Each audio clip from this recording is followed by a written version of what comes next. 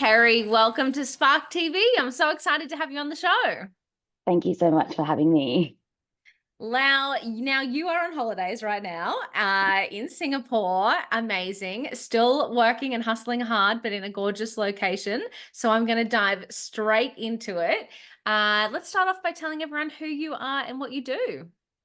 Okay, so my name's Kerri Mungar. I work in the automotive industry. So I started my business just almost 2 years ago now. So prior to that, I was working, I've been in the car industry for almost 14 years.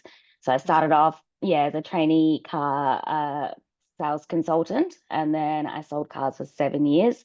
After that, I transitioned over into new car sales manager at a Honda dealership. And then Honda restructured the way that they operate their dealership. So they halved their nationwide car yards. And the dealership that I was at was the one that got cut. So one of my older yards that I used to sell cars for asked me to come back into the aftermarket sales side, which is more, your protections, warranties, those kinds of things.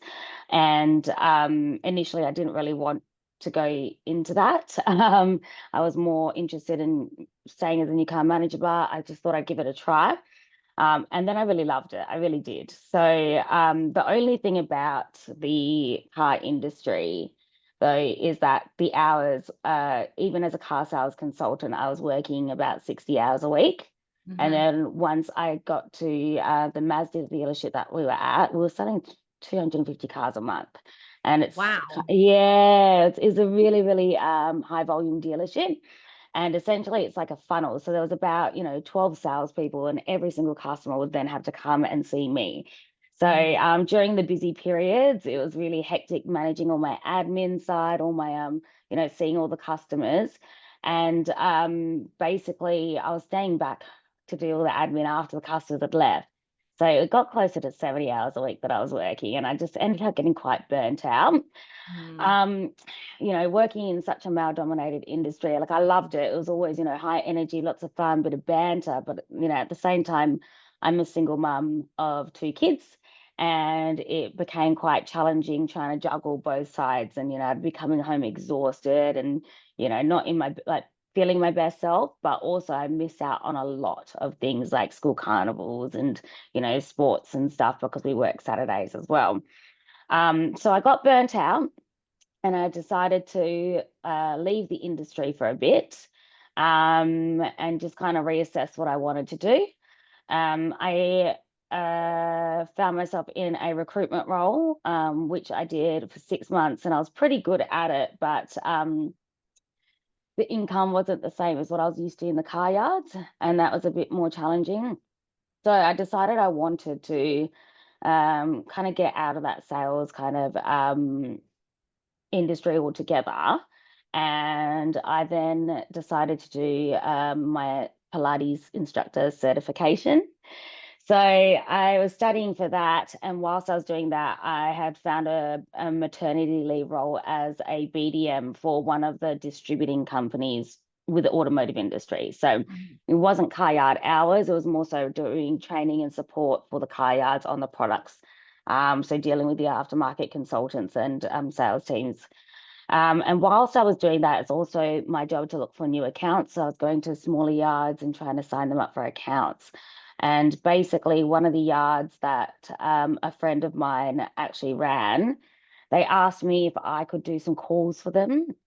Um, and because their sales team, the sales guys, they were supposed to be doing the warranties and the protections at the time of sale, but they weren't really getting a great, result from it. So they asked if I Mm. could do it.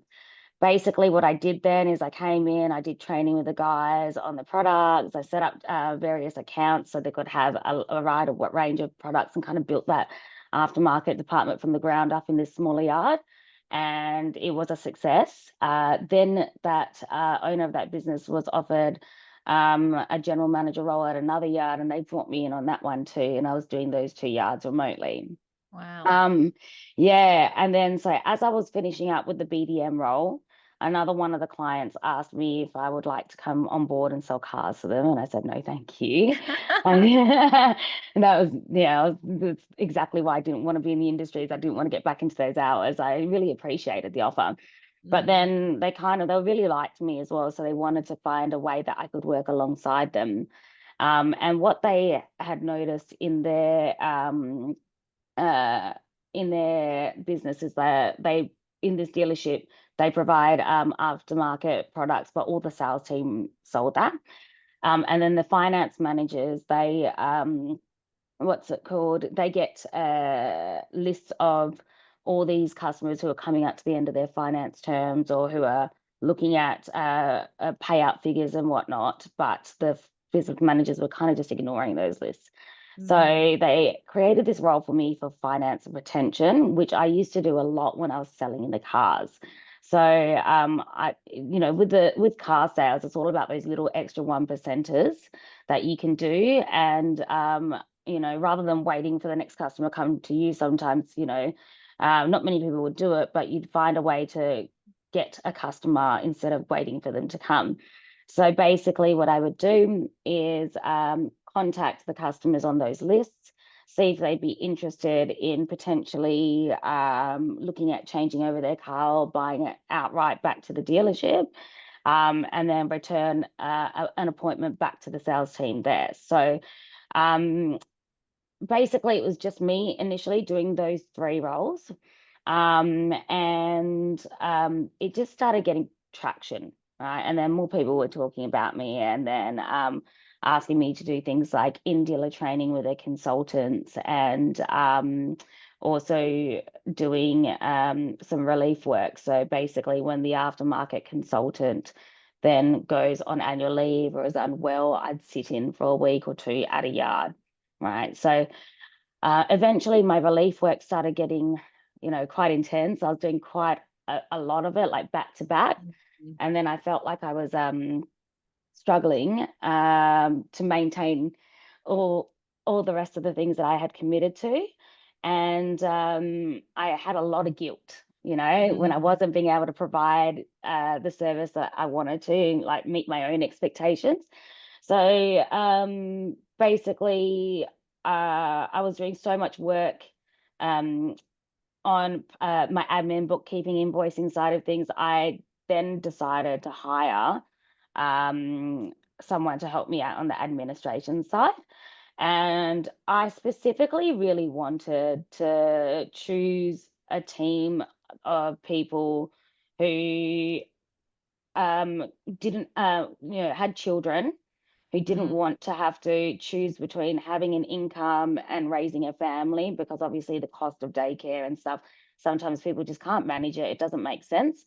And also, having people from the car industry who feel burnt out and, with the work life versus family life. So when I was interviewing for my admin role, this wasn't specifically for someone who was in the car industry, but I interviewed 2 women. One of them had a child already, and another one had a couple of kids. The one that I hired actually told me she was 20 weeks pregnant at the time of the interview. And I actually really appreciated her honesty so much. And I don't know, I got a good vibe about her. And that was September last year. She gave birth to the baby in Jan, I think it was. Wow. And she actually messaged me 6 weeks after birth saying, "Oh, the baby just sleeps, going to come back to work." And I was like, Wow. are you serious? Are you sure? She goes, "Yeah, sure, why not?" I was like, "Okay, sure, just do whatever you want." She only worked 3 days a week, but she managed it really, really well. So, I was really appreciative of that. And I think that, giving her that opportunity when she was pregnant, when most people wouldn't look at her, she feels that she was rewarded by that too. Then, so after that, so AutoSureWA is my business, sorry. And it's been growing immensely.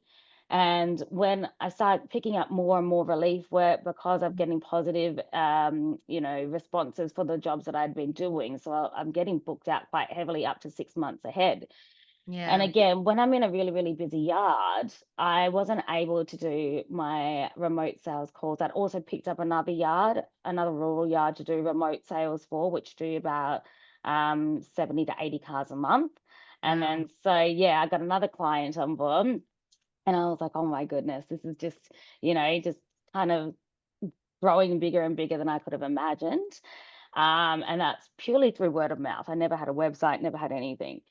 Then I decided to advertise for a new employee to help me out with the finance retention side. And basically, um, I had some struggles at first. I hired a couple of people who didn't, really work out, but it's all a Work, yeah. learning curve. It's all Absolutely. a learning curve. Happens to the best of us, yes. I know. And then I managed to get my current staff member who's on now. She's doing really, really great. Mm, And, she used to sell cars and, left the industry so she could, have a better work-life balance as well. So the job really, really suits her. mm, And whilst I was interviewing for that job, I had another person who I'd worked with in the past in the BDM role. He rang me up. He had left the industry as well because he's helping his wife raise their two children. And he wow. says that he's got, another full-time job, but it's a bit slower paced, like sales. And if I Mm, had any overflow that I could, potentially give to him, then he'd happily, help me out in that regard. And I wasn't even looking for him. And I said, look, sat down, had a coffee. I said, sure, we'll trial it, mm, see how we're going. It's been 2 months now and he's doing great. So, we can wow. see the results even growing from there. Mm, So now I've got a team of 3 or 4, including myself. yep. Um, and I never could have imagined this had happened. Like, and I think that the biggest thing was trying to tackle that imposter syndrome because Mm, it was kind of something that people had come to me for, and I hadn't thought, oh, let's start this business of this and this, and yep. like I created it. But yeah, no, it's growing, and we've just redone all the logos, rebranding. I now have a website, and now that I've got a good solid team, I'm going to start actually actively pursuing more businesses and trying to grow even more. So yeah, Wow. that's it. It's just a lot going on in there, so we've got lots of services, but yeah. That is um so incredible and so yeah. amazing that you created a business out of, I guess, all of your experiences, but also wanting a better life for yourself and wanting a Hmm. structure that really worked for you and your family. And also so amazing that that's worked for other, like your employees. Hmm. I think sometimes as business owners, we're really kind of freaked out by hiring people because we're like, oh my God, they have to be full time. That's like this big commitment. What if it doesn't work out? And it's like, it will always not work out. There will always be employees that aren't quite right. Hmm. But there are so many different options now, like people that just want to work part-time or casual or around family commitments. So I feel like right now is great for small business owners because you can actually get a lot more flexible staffing options. Hmm. Yeah, definitely. So, all my employees work remotely. Yeah. We do little catch ups, every quarter, whatever. That's the aim. So we've just done a little end of year Christmas brunch together. Just, Yep. I do want to keep that team vibe going. So, we do meet face to face, but at the same time, the way that the structure works for the two that aren't the admin is it is results based. So what they put Mhm. in is what they're going to get out of it at the same time. And if they're going to put the effort in, then they're going to be able to get a good work life balance and a good income as well. Mhm. But obviously, like, I don't want to be that person micromanaging someone either. I'm too busy juggling everything else in my life.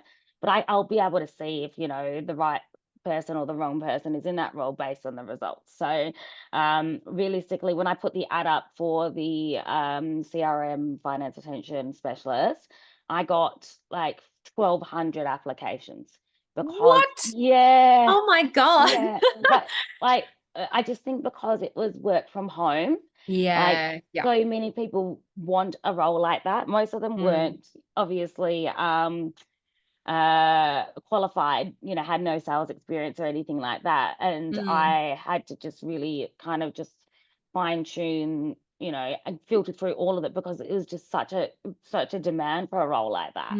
wow. Yeah, it's crazy how many people kind of have, and I think that COVID has changed a lot of people's mindset on, work-life balance Definitely. and having to go into work every single day.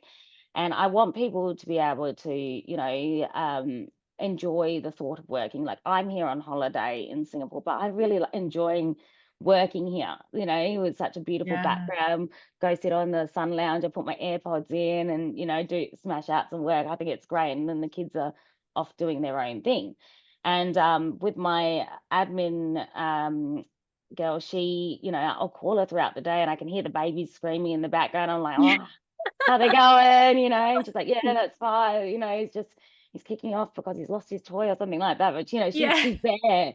She gets to be Yeah. present, which is great. And I'm not and I've told all of my employees, look, I'm not that type of person who is really rigid. So let's just say if you work Monday, Wednesday, Thursday, and you've got doctor's appointments for the kids, just let me know in advance. We can change it to Friday or Tuesday. It doesn't matter. I'm Yep. flexible. And that's Yeah. the biggest thing. That's the biggest thing I've found that, if they're not scared to come to me and say, hey, is it okay for X, Y, Z? Then that's realistically that trust and that mutual respect is the biggest thing, because I used to be so scared of even asking to go, oh, can I pop out for a few hours to go see a carnival? Mm. I've Yeah. been made feel, I've snarky comments in the past from people who don't understand what it's like to juggle. So I'm never going to do that to my staff. I think that's so amazing. And I love what you said earlier about, they are results driven roles as well. So the Mm, harder someone works or the more or whatever, that's the outcome they can expect. And I think that that's such a great way to look at a role, like as somebody hiring, if you kind of have that, okay, the thing that matters is that we get this outcome for our business. Anything yeah. else kind of doesn't matter. So yeah, if you need to be flexible, if you need to look after your family, if you need to work different days, whatever it is, if you can give that level of flexibility to your employees, I think they do work harder for you. Definitely, I agree. Yeah. So I can see sometimes they're popping on at 8 o'clock at night because I've had to juggle Yeah. stuff during the day. And I'll tell them off, like my admin girl, I'm like, what do you do? She'll send me an email or something when out of hours, because she's more structured with her day. She goes, Yeah. oh, I just forwarded this on because I was on my laptop watching Love Island and I saw it came through. And I'm just like, oh, get off it, but thank you. Yeah, yeah, exactly. And it's so nice. Like, I feel like, you've obviously created this environment where people love to be there and they feel Mm, safe, which means they do go above and beyond. I just think that's incredible. yeah. Did you figure anything out when you were hiring those people? So when you said a couple of people didn't work out, but now you found amazing people, was there anything as part of that hiring process that kind of helped you find the right people? So when I was looking the last time for the job that I currently filled, my biggest like prerequisite for the person I was looking at is someone who kind of needs this for their life, not just who wants Mm, it, someone who needs this. So basically, I'd spoken to a couple of people on the phone, and I'd ask them questions like, are you specifically looking for a role that's, flexible at home, blah, blah, blah. Are you specifically looking for something with like part-time hours? And I remember speaking to one person, they're like, look, I'm happy to go in the office or stay at home, or I'm happy to do full-time or part-time. And I was like, oh, look, probably not going to be for you then. I was like, yeah.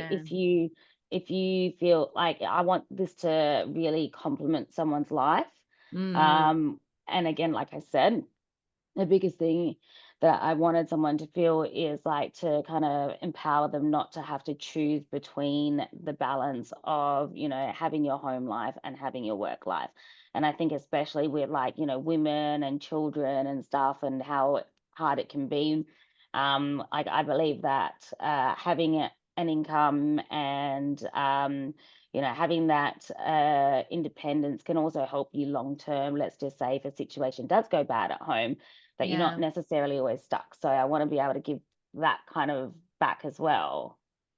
So yeah. Yeah. No, that's incredible. And it's such an interesting way to think about the right candidate for the role as Mm, well. Like, I love how you're talking about, you wanted them to feel this specific way. And I just think it sounds like that is translated into the culture of the business as well.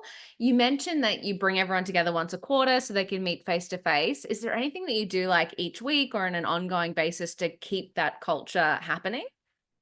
So we've got teams that, we've got groups and stuff like that, and everyone's always kind of like emailing back and forth and CC'd Yeah. into specific things. We've got, everyone's like quite got a good personality, quite chatty. We can all laugh and, you know, um, sometimes we send each other memes and reels and whatnot. Yeah. So, Keep it fun. Yep. yeah. Mm. Now, because my uh administration girl, she's been with me for over a year, so we did a mid-year catch-up brunch. Then I actually purchased her a ticket for Melbourne Cup for my birthday celebrations as well. Oh my God, that's so cool. I Yes, want to work for so you now. yeah. Oh, I've just wow. handwritten and sent them all Christmas cards with little gift vouchers in them as well for end of year. So, Yeah. yeah, like I do try to really give back and show my appreciation, because at the end of the day, without them, I would not be where I am. And I think that people, when I first got into management in the car yard, because I'd only learnt from a lot of men, I feel like I'd stepped into the role with kind of like this superiority complex. I've earned the right to be here and you need to listen to me in XYZ. And, Mm, and that's how a lot of kind of men do lead, right? A yeah. lot more kind of in fear and in dominance, which, I then kind of found that it didn't work for me, Yeah. and Yeah.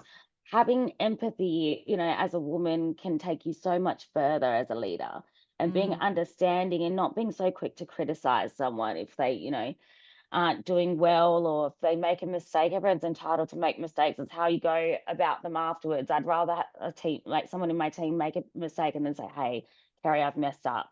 How can we get through this?" Right? Rather than try to hide it from me. Or I think that at the same time, like if someone is struggling and they're not getting results based, rather than saying you're, doing terrible XYZ, it's like, hey, what have you been doing? What have you been saying? Let's sit down, let's listen, let's brainstorm. Should we trial this and see how this works? And mm, working with them, because I've also noticed, because I did hire two people who didn't work out, unfortunately. And investing in someone you've already got is a lot better, and a lot than getting rid of them early yeah. on and trying to find someone else. Yeah. And the stress of trying to look for the right staff members is tricky. It does create a bit of stress. And filtering through the applications, filtering through, and then meanwhile you're doing like the work that's not being done. And I was Mm, working until 10, 11 o'clock at night after doing work wow. gigs. It was going back to worse than car yard hours. Yeah. But that's all that's what happens when you have a business. And like a lot of people are saying to me, "Why are you working when you're on holiday?" I was like, well, the work doesn't stop just because I go away. Yes. Yeah. Well, it would be nice. It would be nice. Yeah. Yeah, but Yeah. you know what? I actually really love what I do. I Yeah. really love it. And it makes me happy being able to work. And because this does give me the flexibility to take my kids away, and, Mm, we can then have a beautiful holiday together. Because of this, I'm more like yes. willing to. I'm at breakfast and they're at the buffet, and I'm just on my laptop replying to to emails in the morning, and then we'll go to the gym together, and then they'll go to the pool and I'll smash out some more work, and then in the afternoons we can go exploring and whatnot. So I don't think that they're going to be upset with mum having to work for a few hours and being on an island in Singapore. Oh my God, no. And it's just so cool. I love how you said that, like the business is what has created this ability for you to do things Mhm, like that. And mhm, you're right. I don't think everybody understands like why we always choose to just squeeze in work here and there. But it's like if we can keep things going and growing and the business like functioning and alive, and still get to do all of the amazing stuff. Like, it is just so cool. Like, I think about, I was talking to my husband this morning and he's got a few trips coming up next year. And I was like, this is so good. I just get to grab my laptop and I can go follow him around and he's going to these great places. I'm like, cool, I guess can work from anywhere. And it's like, you get almost like bonus holidays because you can squeeze in work in a few hours and then get to enjoy wherever it is that you've gone. Like, I think, businesses are super stressful sometimes, and there's Yeah. definitely challenges, but the flexibility and the experiences that they can bring and like you said, like support our family lives is just so amazing. Yeah, absolutely. I think that I hold myself to a really high standard as well. Mm, And so I want to show that the people, the clients who have entrusted me, that I can provide them with a result. And, yes. I don't want it to look like that I'm just taking the mickey or anything like that. I want to make like, I feel like I actually get really stressed when I don't feel like giving them what they deserve and Yeah. what I know that I'm capable of giving them. And that's why, when initially I wanted to do everything myself, but the workload was so much that I felt like I was drowning. And then Mm, you really got to be like, okay, look, it's the clients are suffering now because you yeah. and having to get to the point where you're like, okay, I need to hire someone else. When you're at that point, that's probably one of the a big struggle that people don't really go to that soon enough. Mm, Even myself, I was trying to manage and I was like, having little breakdowns earlier in the year because I was like, oh, they're gonna get rid of me, blah, blah, blah. Like that's kind of the thing that stressed me out. But now that I've got the team, we're working together, like it's honestly so much more amazing. So I'm really grateful so this has evolved so well. yeah, absolutely. Mm. I love it. You are incredible. Now, I always love to wrap up these podcasts with one last piece of advice. So, Mhm. reflecting on your time in business, what would be a piece of advice that you would give to another woman in business to support her on her journey? I think that there's a lot of noise out there in the world, and it's really easy to doubt yourself and to take other people's experiences and the way that they perceive things on yourself. And I think the biggest thing is like when you've got a vision, just to block all that out and do whatever you need to do. At the end of the day, you may lose friends, you may, some people may not want to deal with you, but as long as you're true to your own vision, then that's irrelevant because they're not people that you want to associate with anyway. So, if you don't want to go out and go partying and you want to go home, and or if someone's telling you should do something a certain way and you don't believe that's right for you and your vision, just yeah, try to block it out. And because it's this is like my other child now. This is my baby, and I have grown it to the way that I feel is needed. And obviously, you're gonna hit those bumps in the road, but as long as you stay true to yourself and your vision, then you will definitely succeed. Oh my God, I love it so much. Kerri, thank you so much for spending your time with the Spark community today and sharing your story. There's so many nuggets of wisdom and inspiration in there, so I'm really grateful for your time. Well, thank you so much for having me. It's been a blast.